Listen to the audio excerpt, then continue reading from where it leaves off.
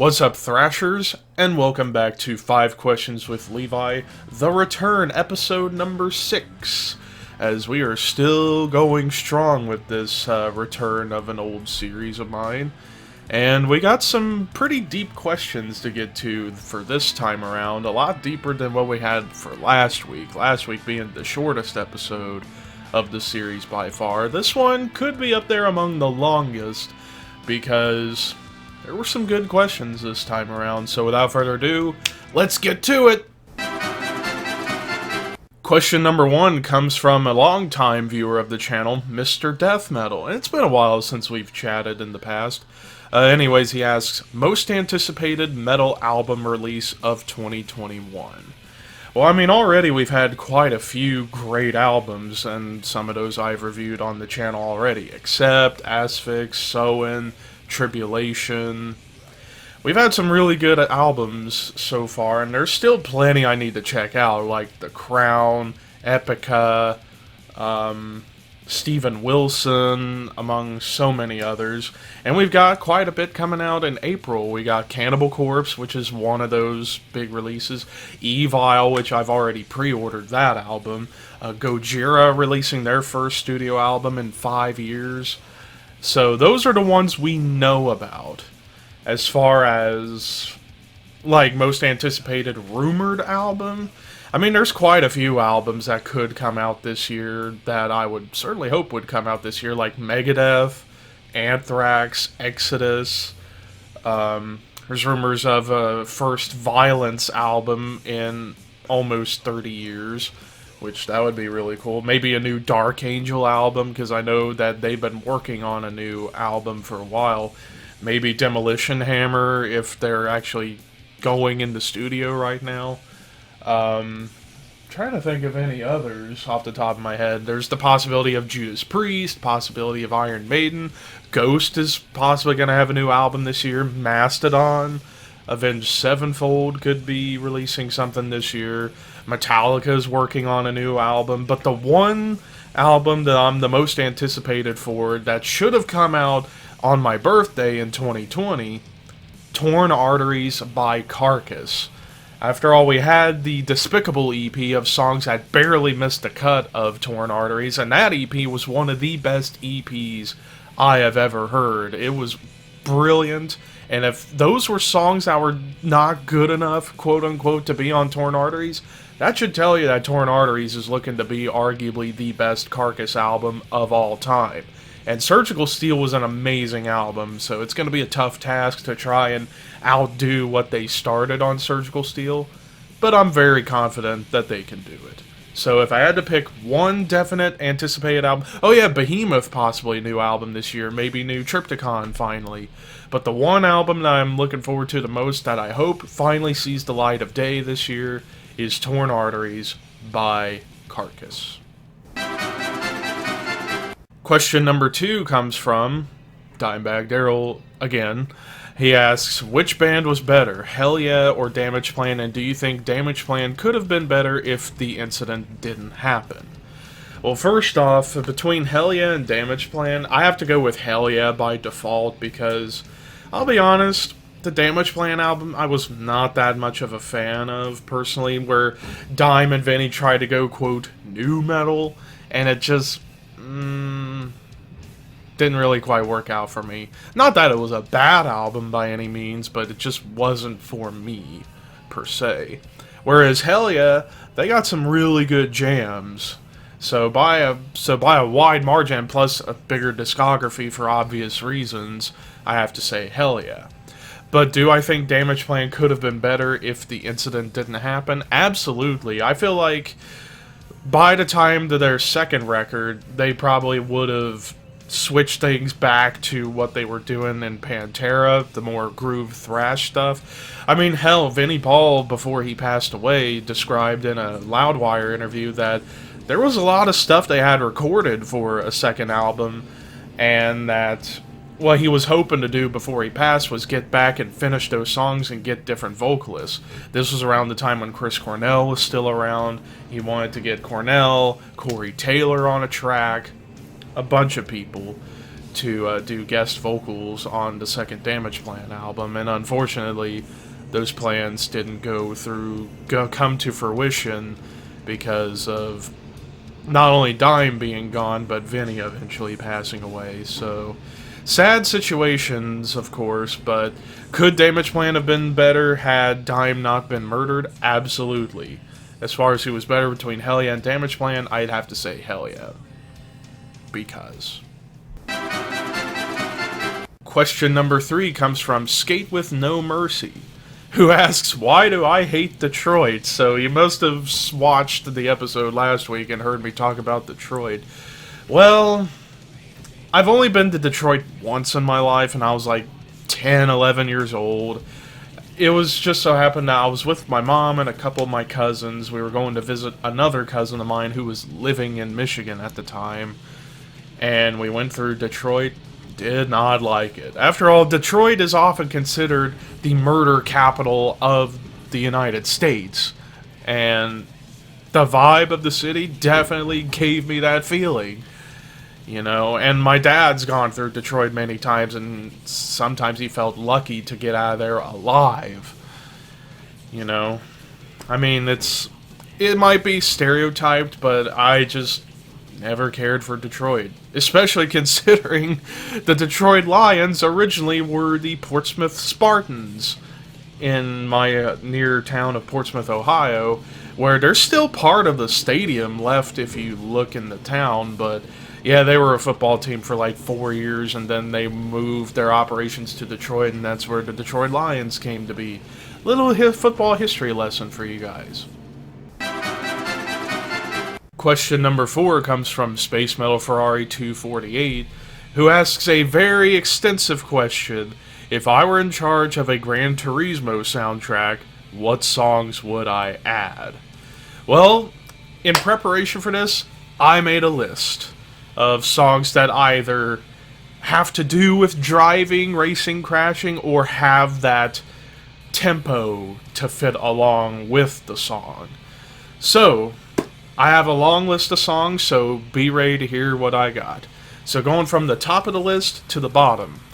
The Crown, Death Explosion, Accept, Teutonic Terror, Metallica, Ride the Lightning, Megadeth, High Speed Dirt, Lynyrd Skynyrd, Saturday Night Special, Judas Priest, Free Will Burning, Van Halen, On Fire, Sodom, Magic Dragon, Creator, Extreme Aggression, Saxon, Wheels of Steel, Dio, I Speed at Night, Rush, Red Barchetta, AC/DC, Let There Be Rock, Iron Maiden, Run to the Hills, Aerosmith, Toys in the Attic, Raven, Hell Patrol, Exciter, Long Live the Loud, Overkill, In Vain, Exodus, Strike of the Beast, Deep Purple, Highway Star, Sammy Hagar, I Can't Drive 55, Fear Factory, Crash Test, The Haunted, Chasm, Helmet Unsung, Razor, Nowhere Fast, Trivium, Detonation, Violence, Calling in the Coroner, Motorhead, We Are the Road Crew, Rammstein, I'm not sure how to pronounce Auschwitz,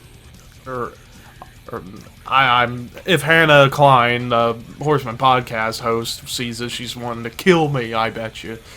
She'll have to teach me that. But anyways, a song off of Herzeleid from Rammstein. You'll know what I mean. Anyways, Ministry, Just One Fix, Power Trip, Suffer No Fool, Pantera, Shattered, Anvil, Motor Mount, Voivod, Thrashing Rage, Led Zeppelin, Communication Breakdown, Celtic Frost, Inner Sanctum, Black Sabbath, Paranoid, Warbringer, Dread Command, Bullet for My Valentine, Waking the Demon, Onslaught, Metal Forces, Thin Lizzy, Cold Sweat, Coroner, Why It Hurts, Twisted Sister, You Can't Stop Rock and Roll, Ozzy Osbourne, Flying High Again, Suicidal Tendencies, Trip at the Brain, Running Wild, Death or Glory, Halloween, Starlight, Agent Steel, Never Surrender, and finally, Annihilator, Wicked Mystic. That's basically what I would do for a Gran Turismo soundtrack, because controversial opinion time. Rock and metal music fits racing more than any music out there. More than country, more than pop. no matter what people want to tell you, rock and metal is better for racing, for NASCAR, F1, IndyCar, any racing league than fucking country. And that is all I got to say about that. Finally, question number 5 from Daily988. We finally get a wrestling question on this show. I've been waiting for one of these.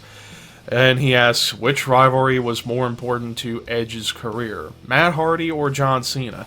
That's a really good question because both feuds helped propel Edge in the status in the company in terms of becoming a main eventer in their own ways. Well, the Matt Hardy feud, I mean, we all know why that feud was cool, at least story-wise. Maybe not so much in the match category as well as booking. But, I mean, considering what we know now about the Matt Hardy Edge stuff with the fact that it was real-life tension between them two as well as involving Lita, because for those who don't know, the story goes that around early 2005, Edge was on the road, Matt Hardy was injured, recovering from knee surgery, and Edge started riding together with Lita because they had already been really good friends throughout the years in the company. And then eventually Lita began to have feelings for Edge, and one night Matt Hardy was up getting something and saw a reflection of a light on the window of their house, and it was text messages from Edge, or Adam Copeland, his real name, and then Matt flipped the hell out and went on to the internet to air his grievances about the whole situation, and it led to him getting released until the crowd then learned about what was going on and then started to chant, "We want Matt! We want Matt!" every time Edge came out, especially at ECW One Night Stand 2005 when Paul Heyman said to Edge, "I got 2 words for you, Matt freaking Hardy!" That was 3 words. That was 3 words. And then shortly thereafter, WWE realized, yeah, we made a little boop boop. Let's get Matt Hardy back. And then they decide to appropriate real-life tension into a storyline, which it blurred the lines of fiction and reality, and it was cool for the time in 2005. You know, like Matt coming through the crowd like as if he's a fan, and Edge going, "Go to the Indies, asshole, you fucking piece of shit." And then Matt taking the mic for himself. "Adam, Amy, you two in the WWE can kiss my ass. I will make your lives miserable." And then it all led to the on-screen re-signing of Matt Hardy, leading to SummerSlam, which, second match of the card when it should have been like the match before the main event. And it was only given a few minutes. It was to teach Matt Hardy a lesson about spewing out shit. Kind of harsh to do to somebody who went through a fucking bad breakup, you know. And rightfully expressing how he felt about it. And in the end, the feud, I mean, it benefited Edge because it helped Edge and Lita become top heels in the company. And this was around the time when Lita started to look a lot sexier than she usually does by dressing more slutty-like. And Edge becoming the rated R superstar. Now, as far as the feud with John Cena, of course I would say the feud that kind of put Edge on the map in terms of a main event player is the feud with Cena that began when he cashed in Money in the Bank on Cena at New Year's Revolution 2006, and then these two would go at it on and off for the next 3 years. You know, they had their match at Royal Rumble, they would have their matches during the summer of 2006, like at SummerSlam, and personally my favorite match these two had was the TLC match they had at Unforgiven that year. And so many crazy spots, some good storytelling, and I have one thing I need to say here about that match. For those who wonder why John Cena doesn't lock in the STF, I think I know the reason why is because during that match with Edge in the TLC match in Unforgiven 06, Cena did the STF, locked it in while using a ladder, and literally knocked Edge out and almost choked him out, and he was like, "Oh shit." So I guess for people who've been annoyed over the years that Cena never locks in the STF and instead just straightens his arms and doesn't use any torque or strain, I think that's the reason why. He doesn't want to end up choking anybody out again like he did the Edge. And then, of course, they would have their stuff in 2009, like the famous Last Man Standing match they had at Backlash '09, where Big Show came in and chokeslammed Cena through the spotlight, and explosions happened. But yeah, both feuds helped Edge a lot. Like, as far as story, the stuff with Matt Hardy definitely helped Edge become a bigger heel, but as far as becoming a bigger main event player, the Cena feud was what helped him out. But as far as which I think was more important, I would have to say the Cena feud, because without that feud with John Cena, would Edge have gotten to become a main eventer as quickly as he did after returning in 2004? I don't think so. I think it would have, without Cena, it would have taken him maybe another year or two for him to get in the main event picture. But hey, things happen for a reason, and I'm glad it all worked out. So that does it for episode number 6 of 5 Questions with Levi the Return. Once again, as always, if you guys want to ask me a question for next week's episode, leave a question in the comments section below, and I will answer them next week. But until then, horns high, and I will see you soon.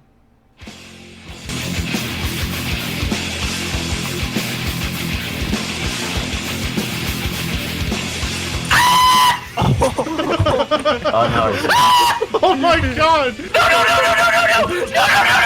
No, please! No, please! I beg you! Are you Listen! We have an understanding! I don't like you! Just accept... Tails, it's time for you to die! Tails, come back here! Tails, Yeah, of course. come back here! Let me, Again? Wow. Wow. This is the most action I've gotten. Quit sniffing, assholes, and come stay with me. Yeah! Knew it! Knew it! No! God, I told you, man. Wow. Wow.